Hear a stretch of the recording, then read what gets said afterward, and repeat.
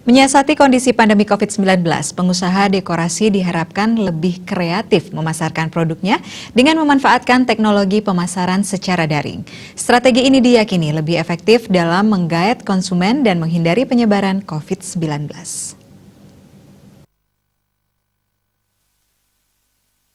Wabah COVID-19 yang melanda Indonesia tak hanya melumpuhkan perekonomian dan sektor pariwisata. Pandemi COVID-19 juga berdampak terhadap berbagai bidang usaha termasuk pengusaha dekorasi di Bali. Menurut Ketua Asosiasi Pengusaha Dekorasi Bali APDB, Ana Agung Maderai Arnate, wabah corona berimbas pada menurunnya order dekorasi hingga 99%.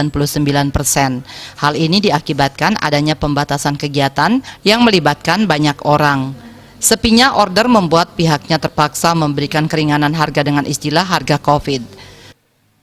Selama pandemi COVID ini, dampak yang kita dapati, penghasilan yang kita dapati selama pandemi COVID ini jauh-jauh sekali menurun ya.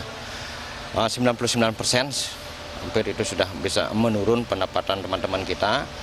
Ada selama 5 bulan yang tidak dapat job. Ya, seperti itu, ada yang 100%, ada 99%, ada yang 70%, itu tergantung pemilik barang yang dimiliki oleh teman-teman ya. Semakin besar usahanya, semakin besar dampaknya, semakin kecil usahanya, itu betul-betul tidak mendapatkan apa lagi. Menyikapi hal tersebut, Kepala Dinas Koperasi dan UMKM Provinsi Bali, Iwayan Mardian, berharap para pengusaha dekorasi terus berupaya mencari terobosan untuk lebih memaksimalkan usahanya, salah satunya dengan mengoptimalkan pemasaran melalui media daring yang dianggap lebih efektif dan mengurangi risiko penularan COVID-19.